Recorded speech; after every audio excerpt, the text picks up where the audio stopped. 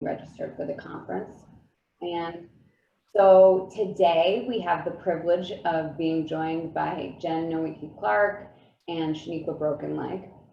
Jen brings over 20 years of experience in digital storytelling training with a wide variety of groups nationally and internationally. She is an educator, organizer, artist, story coach, and parent who loves language and seeing how sharing stories in new ways can transform and connect us as individuals and as communities. Shaneequa is a citizen of the Rosebud Sioux Tribe, Dichangu Nation, and lives in South Dakota. She is the staff officer for racial reconciliation at the Episcopal Church. She also married myself and my husband. She is passionate about social justice and working to end the structural oppression and violence that hurts us all. And without further ado, let's begin. I will stop sharing my screen. And here we go. Oop, let me exit. And you can go ahead. Good morning, everybody. It's so good to be with you all today. And we wanted to do a little activity when we begin. If you can see the screen, what we'd like you to do is in the chat, put down your name and where you're located, whether physically or socially, and take a look at these quotes and pick one of them that sort of speaks to you, and you could put maybe like the first line or else the author in there so we can see and know a little bit more about you.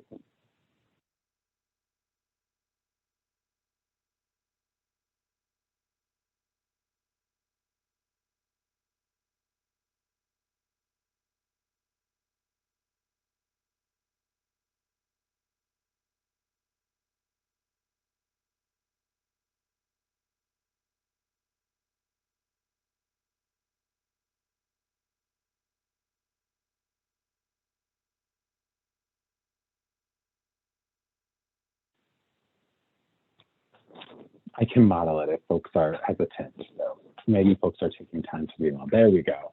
So Emily in Chicago, the trouble is if you don't risk anything, you risk even more. Thank you. And there's quite a few.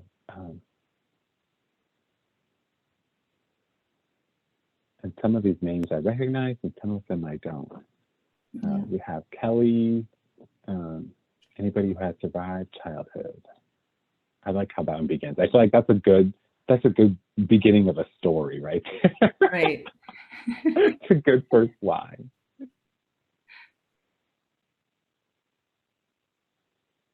These are great. I see a few familiar names.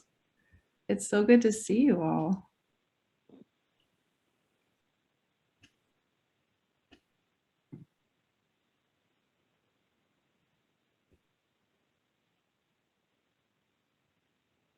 Yeah, this is a tool that we use in our workshops to kind of get people thinking in terms of storytelling and what it does for us as people and as communities.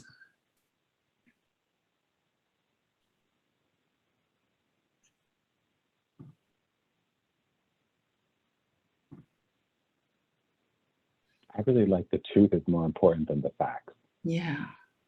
I feel like as an epidemiologist, that's kind of important because we have lots of facts, but somehow we have to put them together to help tell the story of the truth, which includes a lot of other pieces that I think are important. Well, feel free to continue to do this as we move forward in this activity or as we move forward in the workshop. And if you, because we'll switch the slide, and so if you don't see the quote that you like, you can also add a quote that from somebody that you like, or from maybe a book you've read, or a story you've heard, or whatever.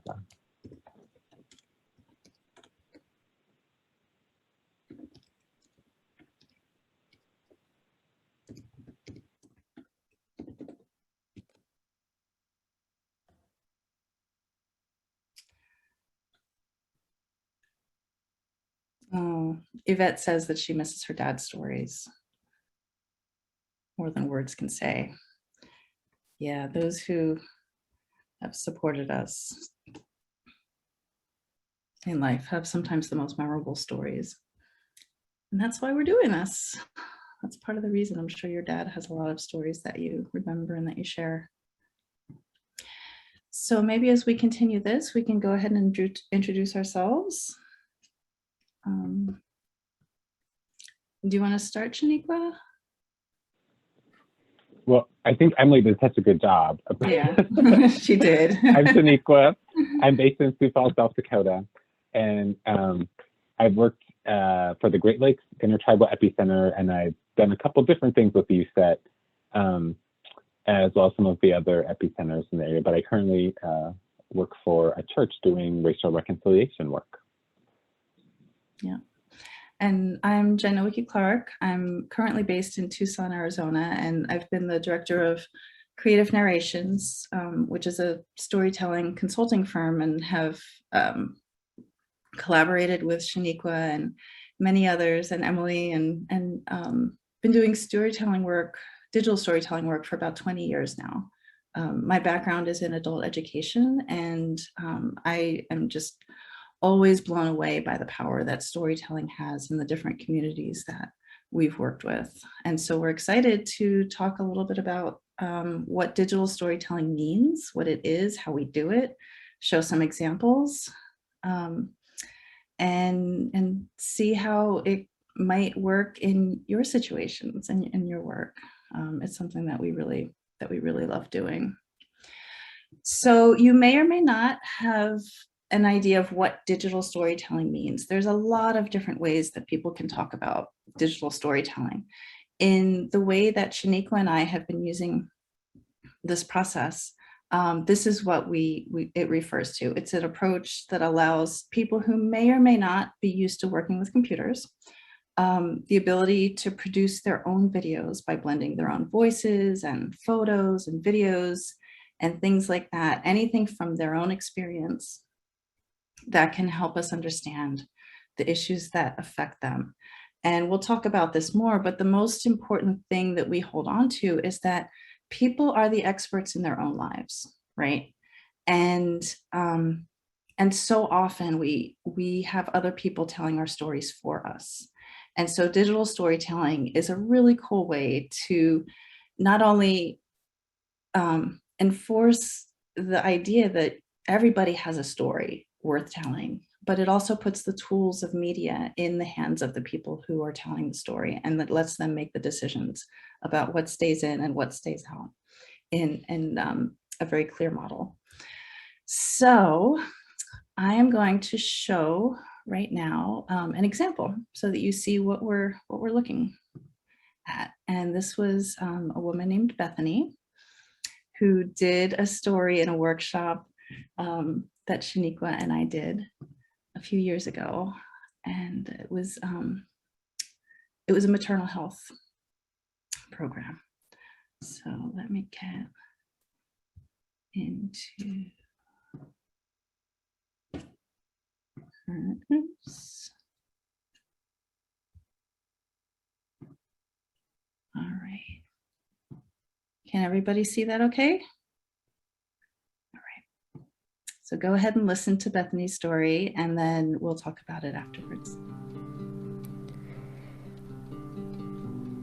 I was in the hospital for about 23 hours. I went 14 hours with hard contractions, and I decided I needed the epidural.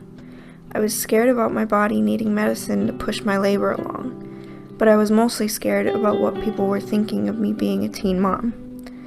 I already knew some of my friends didn't approve when they stopped talking to me and started talking to other people about me.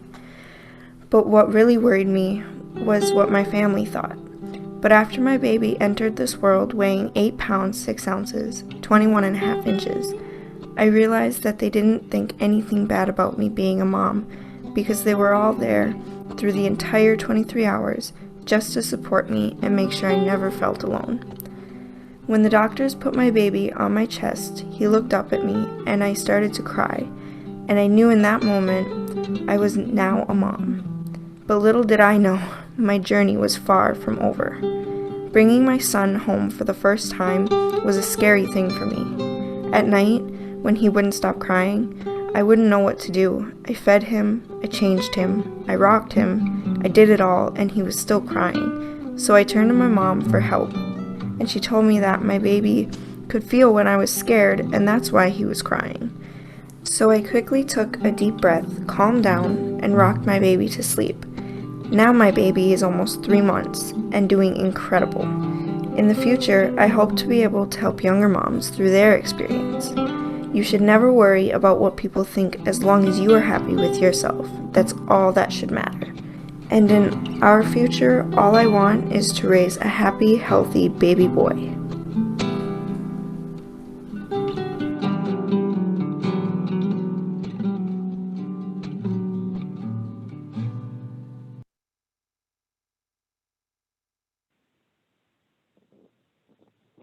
That was beautiful.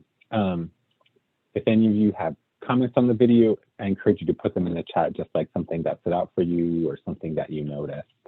One of the things that I noticed was when she said you should never worry what people think. And I think that sort of holds true in our digital storytelling process. I think sometimes everybody worries a little bit about, oh, what are people going to think about it? Or, you know, they're going to judge me for the pictures I'm using or whatever, or I don't have the skills. And I don't try not to think about it that way. I always remind people as we're doing this process that it's kind of like beadwork, and, you know, only the creator is perfect. And so when we do beadwork, we always make at least one mistake, and that's okay. That'll happen in our stories too.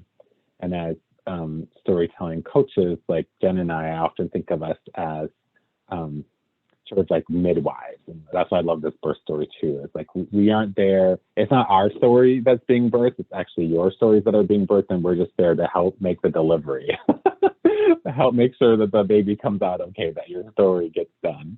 And so maybe we're doulas. I don't know, but but we're something. Think about that. Somebody wrote being vulnerable.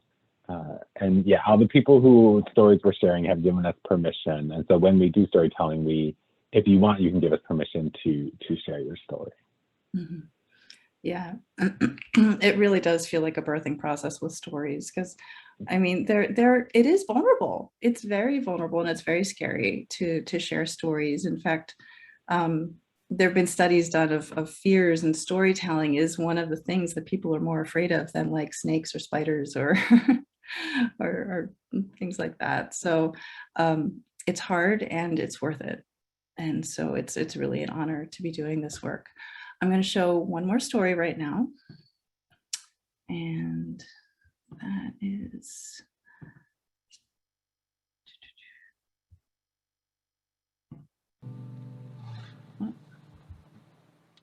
it's not that one. Here we go. We're going to watch Bobby's story right now. And this was a story that we did in Ajo, Arizona. And it was a public health organization that was trying to encourage people to ride their bikes more. And so this was a great story that Bobby did. And I'm going to preface it with saying that Bobby came to our training with video experience. So he was able to teach us some things.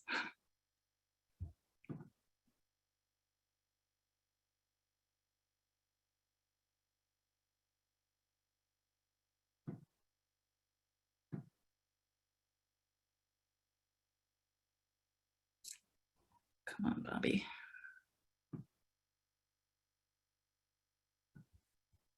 I'm going to refresh that.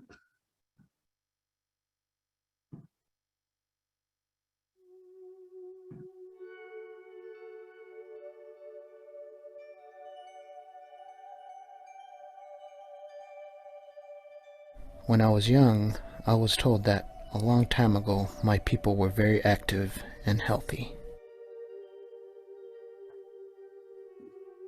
Some would wake up early in the morning and run east toward the sunrise. Elders would say that was the best way to start the day. Today is the first day in a very long time that I will ride my bike. A neighbor of mine gave it to me when I first moved here in Ajo, Arizona. And when she moved away, she decided to let me have it. I used to use it all the time to get to work and get groceries at the store. But after a while of being a young independent person, something changed.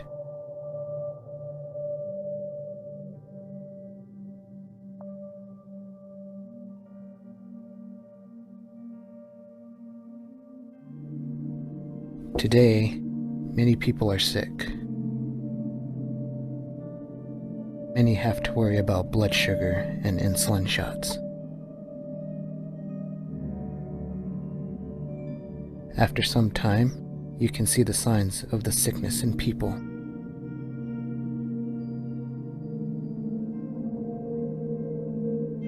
I see it in myself now.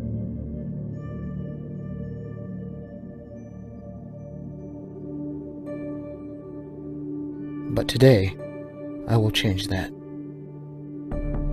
Today, I will ride my bike.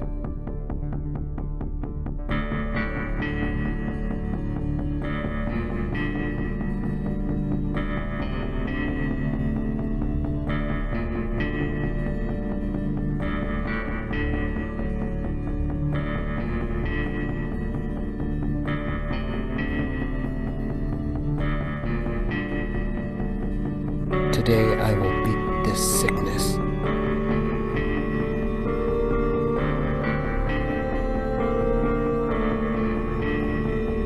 It won't be easy,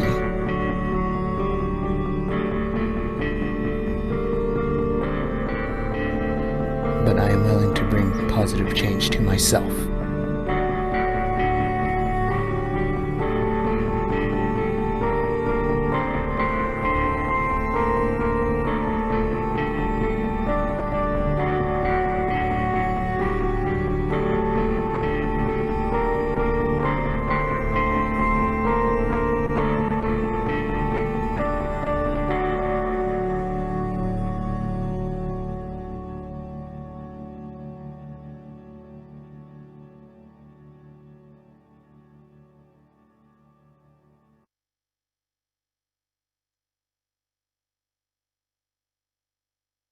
All right. So any comments about Bobby's story? Again, just put them in the chat. I love showing Bobby's story because I remember what it was like when we were doing that training. And sometimes when you're doing community work, you're not always sure the motivations that people might have to be there. And Bobby was really quiet throughout the whole training. And, you know, I was a guest, he didn't know me. And every time I would say, hey, Bobby, do you need some help? He'd be like, no, I got it. And then he would get up and walk away. He would leave the room for hours. And I thought, oh, poor Bobby, maybe he was like forced to be here in this training. Maybe he really doesn't want to be here. And it wasn't until the third day, and our trainings are typically 3 or 4 days. It wasn't until the third day that he shares this video with us. And I realized he's been working on it the whole time. He's been doing the music, recording the story, grabbing his friends to go record him out riding his bike at sunrise. And it just really blew me away. And it was a good reminder that we don't always know the internal process that people are going through, especially when they're pulling a story together. So I'm really grateful for that experience and the things that Bobby shared with me. And there's Bobby there, because the following time that I went into this community to do this, I said, Bobby, you're helping me. And I pulled Bobby in to co-train and to do the training with us so that other people in the community could also go through this. So when we talk about digital stories, we had a brief definition, but some of the things that make them different than, say, a documentary or a public service announcement is that these are told from the first person perspective. I'm not telling somebody's story for them. Shaneequa is not telling somebody's story for them. We're teaching the tools to put these videos together, but ultimately it is their story. So it's a personal story. They're multimedia. So there's many, many, many different ways to tell stories, right?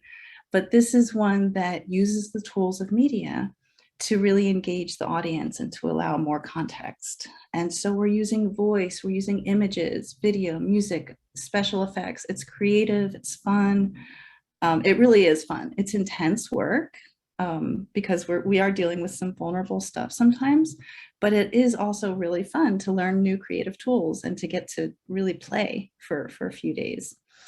And a lot of these tools we already have in our back pockets, right? Like, it used to be really expensive and really inaccessible to try to make videos. But now the tools are very affordable. They're user-friendly, and once we get to practice them a little bit, we realize that it's not that hard. And especially in today's YouTube culture, like, everybody is using this. So there's more and more tools out there. And they're brief, right? They're usually only 2 to 3 minutes. We keep them brief because we want everybody to finish within the timing of a workshop. We also know that you're more likely to have an audience to share your point and illustrate your point if you keep the video short. So 2 to 3 minutes is a good time to keep to.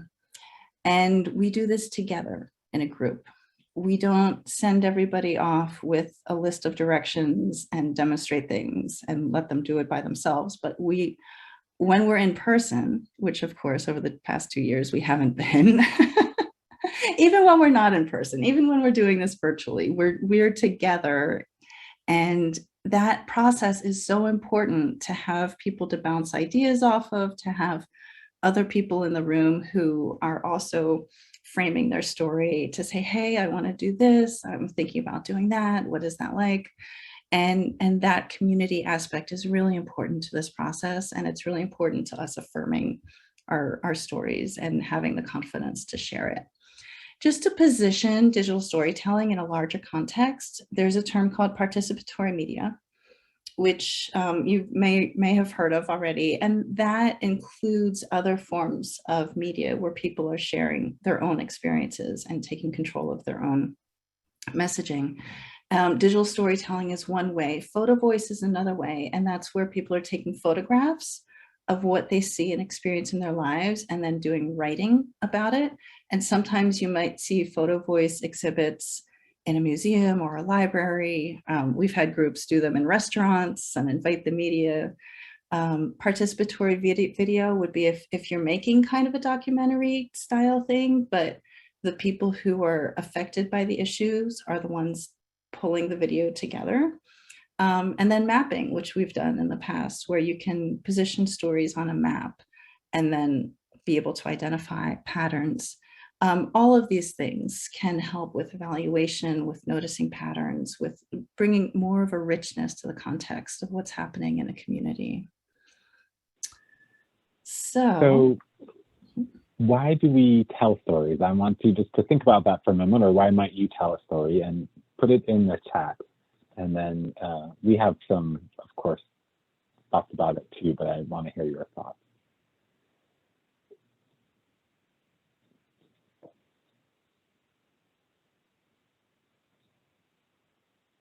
And these are just some pictures from different storytelling events.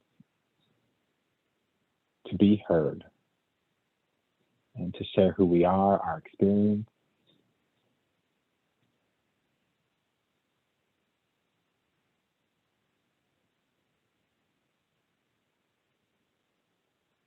So people don't feel they're alone and experience something difficult. Yeah, just like the first story we saw about the teen mom.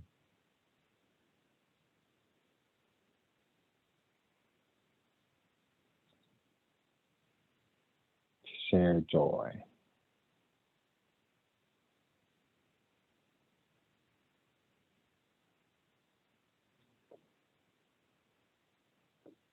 So we have a few other ones too. Some of them you already said, to reveal community issues, like someone talked about, public health or diabetes in the community, that kind of thing. To feel in control of our lives or gives us agency. It's also helping us to write our narrative of what's happening. I think so many times, especially in Indian country, our story has been told for us, and often that telling for us isn't always accurate. And so it's important that we can tell our own story from our own perspective. To inspire action, there's some wonderful stories about things that are happening, political stuff. Somebody else wrote to give context to the present moment, state of being or ask, and then to teach, to learn, to remember, and to inspire. So yes, inspiring action is great. Also to challenge assumptions, to frame a dialogue, how we might think about it, and to evaluate impact. In some of the work that I did at Great Lakes, we actually wrote digital storytelling into the grant so that we could do digital storytelling with each of the tribal communities that we were working with. And that was one of the ways that they were able to talk about how this particular grant impacted their ability and impacted their community in terms of increasing physical activity, having access to healthy fruits and vegetables, or healthy nutrition, and physical activity. And also, of course, to build connections. Great. Yeah, these are all important things. And this is why we do what we do. So what is the process? How do we pull these together? And this is the process that we use when we do these workshops with folks. And it really does translate. We are super hopeful that someday we'll be able to do this in person again. We all have to hold on to that hope. But even when we're doing it virtually, we do it over a series of Zoom sessions where we're doing these things. So the first, and probably I would say the hardest part, is to choose the story, right? The hardest part about this is not the technology. The hardest part is deciding what's the right story for us to tell right now. And we do that together in a group. We go through our ideas. We have prompts that we begin with. And then we write a script. So we get our thoughts down on paper, whether it's word for word or just bullet points that we want to make sure we say. And then we use microphones to record our voice, get a good clear recording, and then gather images. So that involves storyboarding, or thinking about what images do we want to have go along with which parts of our stories. So we go out and do photography, or we go through our social media and find the right pictures or the right video clips that might go with that part of our story.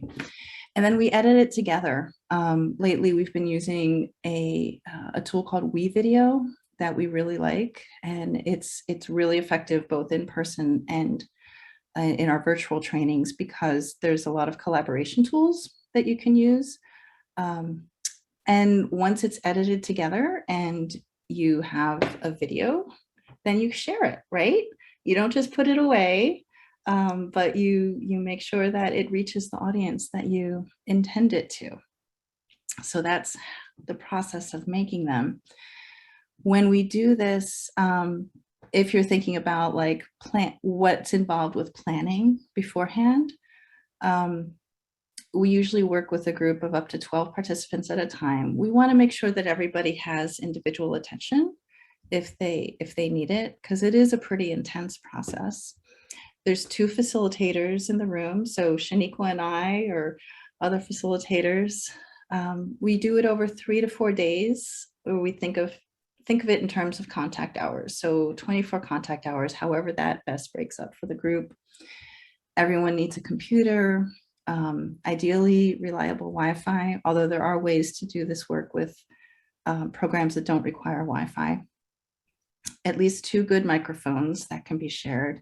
And for your space, you'd need 1 big working room, 2 smaller quiet recording rooms, and we can be really flexible with that. We've done work in janitor closets, we've done recording in any small room. Carpets are great, boxes are great, anything to, we don't need a fancy recording studio.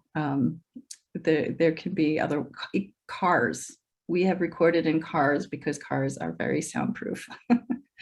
And then including snacks or lunch or coffee. When we do this virtually, the tools we use are Zoom. I've been using a tool called Miro to help with brainstorming, that people can collaborate with their ideas visually. It allows us to kind of create that sense of like big paper and stickies on the wall.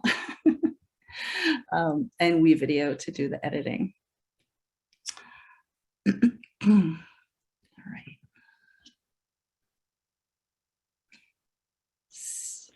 So it's important as we're thinking about storytelling, there are a couple of things that can happen sometimes.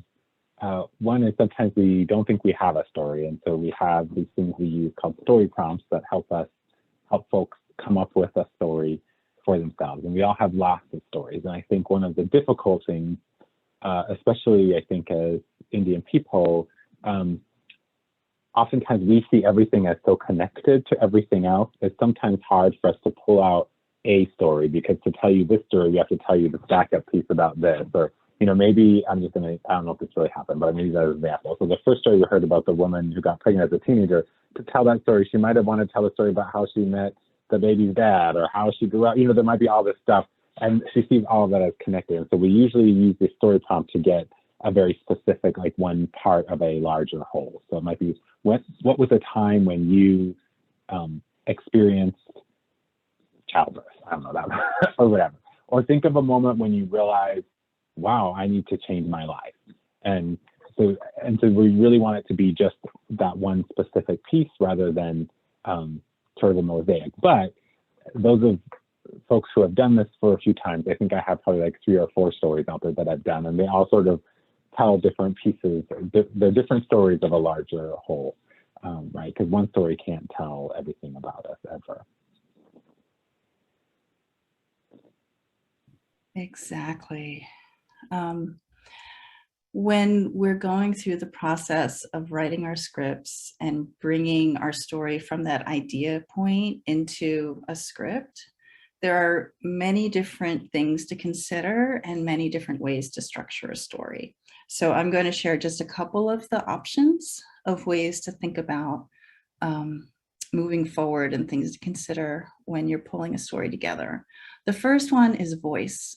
And we don't have to raise hands here, but how many people don't like the sound of their own voice, right? I include myself in that, and it's something that is really, really common. And in this process, we just have to say, we have to get over it, because when we're doing storytelling, when we're taking control of our own story, you'll be listening to your own voice over and over and over again. And our voice is a tool.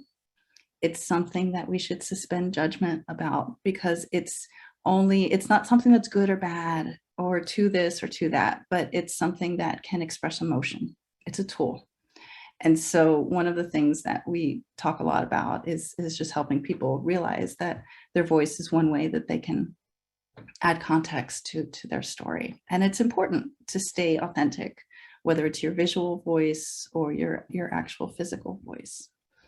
So economy. When we think of economy, what we're thinking about is being intentional, being clear about what our goals are, and not putting in anything extra. So we're being economic with our words, we're being economic with our images. Sometimes it's tempting to want to put lots and lots of pictures of all of your family members into your story, so nobody gets upset.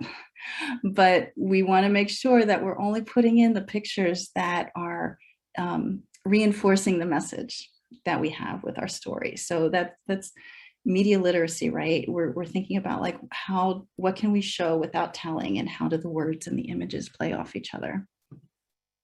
Who's our audience? Would you tell your story differently to a decision maker or a politician than you would for example, to a child in your community? What's your message, and who are you going to be delivering it to primarily? Most of these have many audiences, but think about that when you're choosing the words for your story. How do you feel about your story? And this is important, and I think it's really important when we're talking about data, right? Because so often we have papers and spreadsheets with numbers, but this is an opportunity to bring the emotion into it. And it's a really important one, because that's how you connect to people's hearts. So name the emotions that you're feeling about your story, and think about the ways that that your decisions when you're making it can communicate that emotion. And then finally, what's the point? Why are we going through this journey with you? What do you want us as your audience to do or think or feel differently as a result of listening to your story? Being a storyteller is a big responsibility. There is a lot of control in that, and we want people to have that control, but to also realize that it's an opportunity to really reach people and get your point across. So where do you even start? The first thing in a good story, I'd say probably the most important line in your story is your first line, because that's where you grab people's attention. That's your hook. Look, there's Bethany right there. That's her making her story. So the first thing is to capture your attention. And again, this is one structure. There are many ways to structure a story. Thinking about what some of the background context is. So if you land us in a moment that makes us think, I wonder how that happened, then back us up, give us some of the context. Like when I was growing up, like in Bobby's story, he gave us the context of how a lot of people are getting sick. That's the context that we're able to position ourselves in his story. What happened? Bring us into some details of an event that happened. So the context might be a little more general, but make sure you get into something specific, because that's what we're going to be able to connect with. Was there any kind of resolution to your story? When something specific happened, how did it end up? Maybe it didn't resolve. Maybe it leaves you with more questions than answers. And that's fine too, because that kind of a story can help us lead discussions later on. And then finally, as a reflection, some way to let us know that the story's finished, some way to pull it together, give us some kind of a conclusion. Where do we go from here? You don't have to hit people over the head with an explicit point, but at least maybe turn back around to how you started in the beginning and refer back there, just so that we know that we're coming back into this world. We're out of your story and we're moving on, and tell us where to go. So now we're going to hear from one of the stories of one of actually our moderator today. Emily did the story, and I remember, sorry, Emily, I just want to talk for just a moment. I remember like you were talking about this, and this, I think it's a great story. So I'm excited to that she gave us permission to share with you all. So here it is.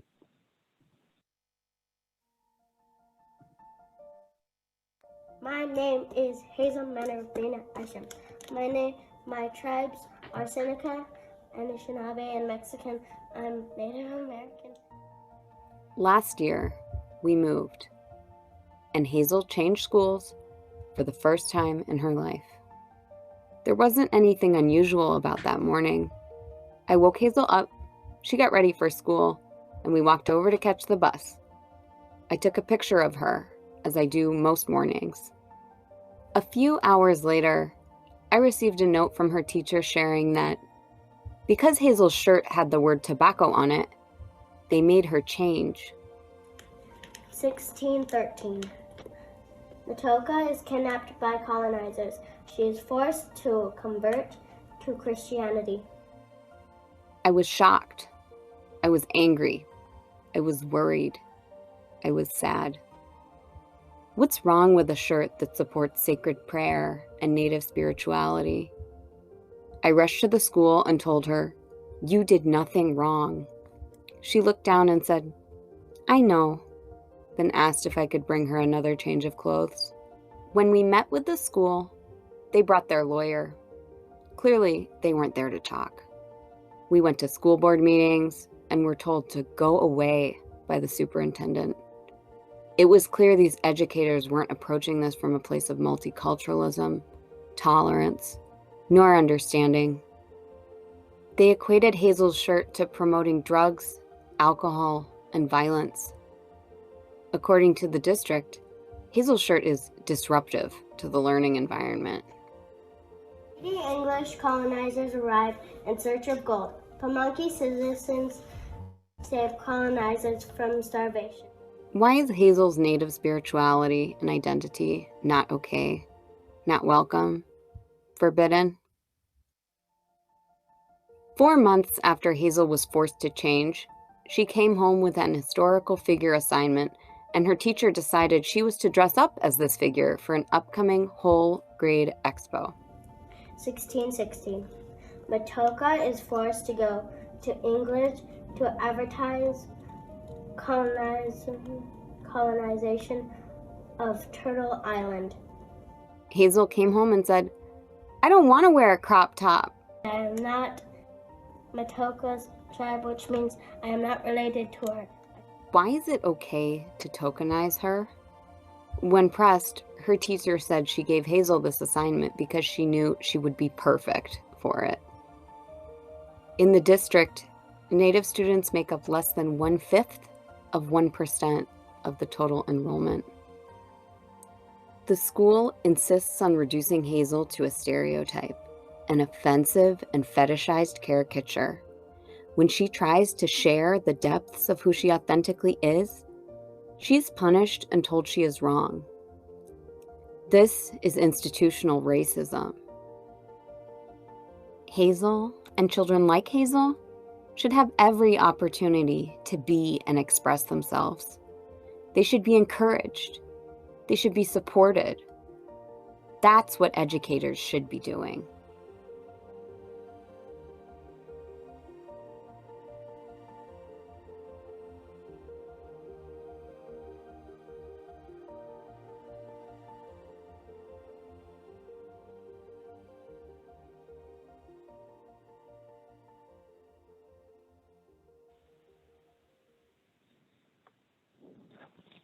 Yay! Emily, do you have anything you want to add? No, just that I did have permission to share Hazel's story before producing it. And we no longer are in that school system. Thank goodness, right? So how can digital stories be used? We have like lots of different examples, and if you think of any additional examples, please put them in the chat. So we talked already kind of about how they can be a source of qualitative data or a qualitative part of an evaluation process. I know I've seen it used as a training resource for staff or partners or practitioners. Here's a list of some of our partners. And I've also seen it used as a tool for community engagement and advocacy. We've used it at the tribal clinics. Some of them, if they've done stories around a specific topic, they'll play them on the little TV screens in the waiting room. I've seen those stories come up. And I think I've even seen there's like a national one that comes, I don't know where it comes from, but I know the CDC's done them. They'll play different digital stories. They're not always native, but other ones. And then I've also seen them used as a tool for capacity building around a certain issue or awareness raising around a particular issue. And I think it's always nice when folks in the tribal clinics can see their own community members telling stories, because I think it gives that story more cachet, or it gives it more leverage when you see your own community members telling a story about their experience with diabetes or childbirth or whatever. It makes it more relatable rather than seeing somebody that you don't know. And Yvette says, "What a strong girl. Curiosity could have gone a long way." Jill, great story, powerful, simple, and personal.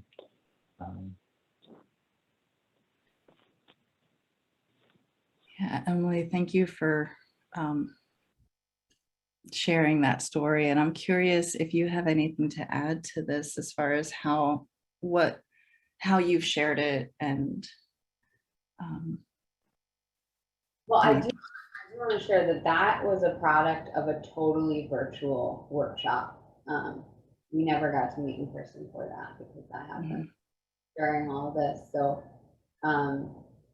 it is possible to, I think, put those together.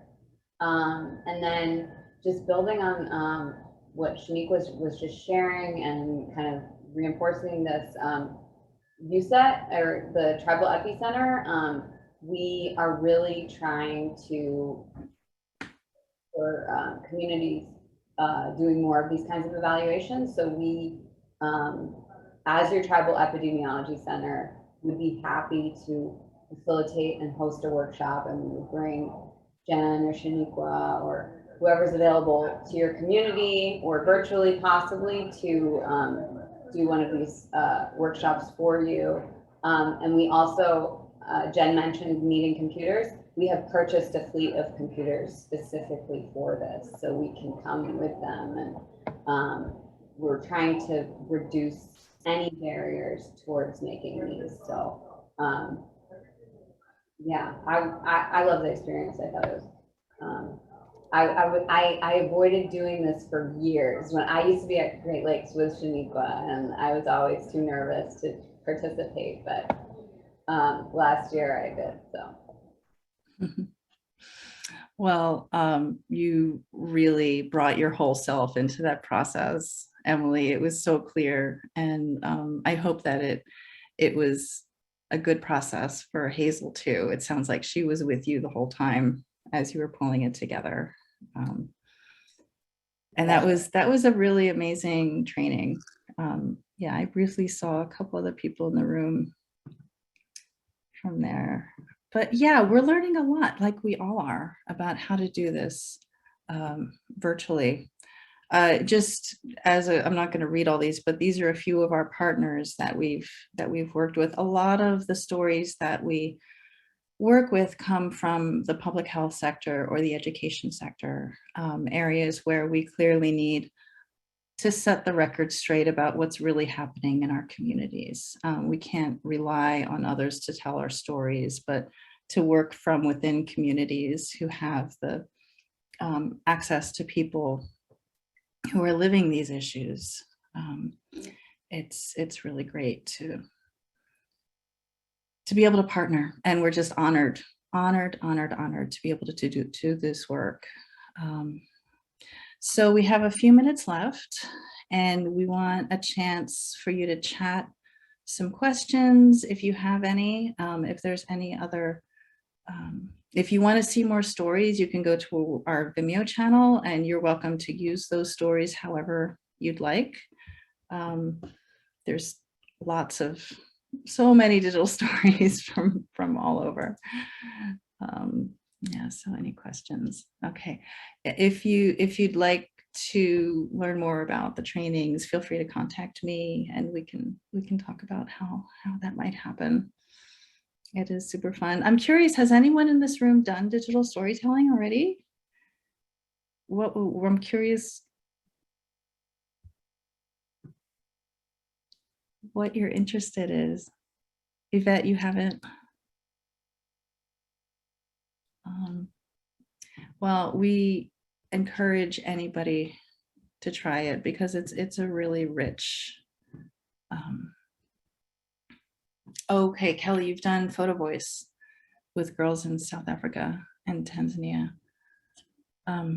Feel free to unmute yourself if you want to talk about what that experience was like for you. Because we've been doing a few more photo voice projects lately too, and we're finding that it really can work virtually as well.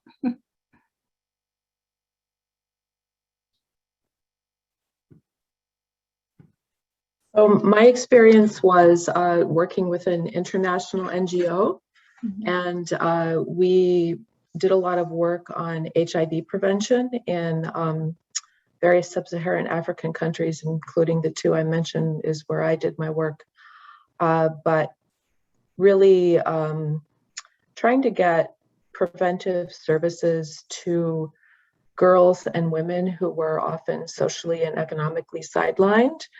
And, hearing their voices was often a challenge. And so the photo voice experience was something that really helped them open up and, talk about some really difficult and some joyous, but also some very difficult things sometimes. And so it was it was an excellent tool to have them express things that may have been difficult to express otherwise. So it was really incredibly powerful for them. Yeah, yeah. A photo voice project that we did a couple years ago was with farmers, actually up in the Pacific Northwest. And it was around water usage rights and the complexities around water and the laws that are being made in relation to the salmon and the developers. Water affects everybody. And so what they found was that farmers are naturally pretty introverted people. They want to do their work, grow their food, and move on with their lives. They don't always show up to the table when decisions are being made. So what the conservation district found was that, hey, like these important water decisions are being made and the farmers aren't really like sharing their side of the story. How can we kind of make sure they're represented? And so they brought us in to do Photo Voice project with them. We have a facilitator up in Seattle, so she was able to do the long-term meetings, because Photo Voice, when done right, takes a long time because you keep coming back to the photos and writing more and more stories about what you discover as a group. And it was so cool because the farmers loved taking pictures of their world, and they were totally great with writing about what they saw in the pictures. And then they were able to bring those to these meetings and say, look at all this mud. We can't plant in this, right? They were able to say, like, we all have second or third jobs in addition to farming and growing your food. That's a problem for us. And so it really helped them to be able to use visuals. So it's a thing that works well with people who might be a little more introverted. Thanks for sharing about that, Kelly. All right. Anybody else?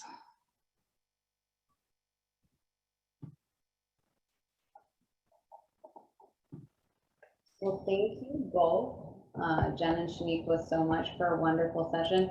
I am launching a poll, everybody. This is anonymous. Just to kind of give quick feedback, one question on this session. And then in appreciation and support of your support of tribal public health, we will be sending Jen and Shaneequa a tribally sourced gift towards the end of next week. Oh, thank you. Thank you. And if there's time, we have one more story that we could show. Absolutely. I'll just leave the poll up. You can leave the poll up, and I'm going to show one more story to show. And this is a story that has subtitles. It was done in Spanish, and we can share that.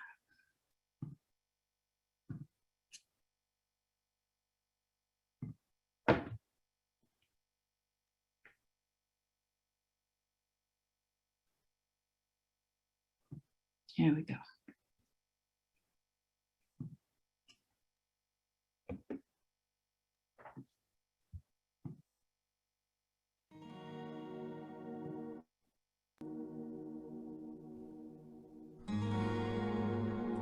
Juan, un hombre de mirada y caminar cansado, lo conocí y lo que me unió a él fue una ficha de refresco. Una tarde, al atender en el centro comunitario, donde mujeres como yo ofrecemos nuestros servicios como promotoras de salud, miré en Juan y escuché en él las miles de voces que gritan en silencio por una necesidad que jamás ha sido escuchada. Juan ha pasado más de 50 años de su vida trabajando en el campo, oficio y profesión a la que atienden la gran mayoría de las 45,000 personas que integran mi comunidad, mismas que laboran de sol a sol los campos del extremo sur del condado de Yuma. Así como Juan, las personas se esfuerzan por llevar a sus hogares alimento para sus familias, siendo una de las preocupaciones más grandes la privación de atención médica. De acuerdo a estas privaciones, las personas también quedan en el punto directo a una alimentación no balanceada para el ser humano, lo cual a través del tiempo ha generado obesidad en niños y adultos, colocando al estado de Arizona en un alto índice en obesidad a nivel nacional. Por esa consecuencia, las enfermedades crónicas se hacen presentes en las familias campesinas. Esa tarde, para Juan era de primera necesidad el conseguir una ficha de refresco y por esa razón llegó a nosotros solicitándola con mucho interés. Aún recuerdo sus palabras, pero la inquietud más grande estaba en mí porque no sabía para qué necesitaba la ficha de refresco. Más sorprendida quedé cuando comprendí para qué la necesitaba. Juan quería evitar resbalar y caer. Por esa razón la colocaría en la parte baja de su viejo bastón, el cual utilizaba para sostenerse, ya que debido a la diabetes avanzada que tenía, sus pies estaban hinchados y lastimados por el andar en la vida sin ningún tratamiento médico, y peor aún, su visión era borrosa y le impedía moverse con seguridad. Juan no portaba anteojos debido al insuficiente recurso económico para obtenerlos. Esa tarde, Juan comprendió lo que él necesitaba iba más allá de una simple ficha de refresco, porque la lista de necesidades básicas en él era larga, pero no tanto como nuestra inquietud por ayudarle.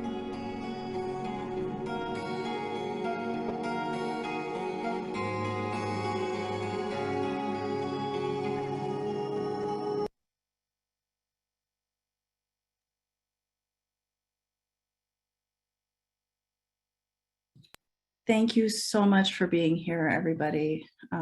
It was great to be able to share a little bit about this process with you, and we really appreciate you spending the time with us. And really feel free to get in touch.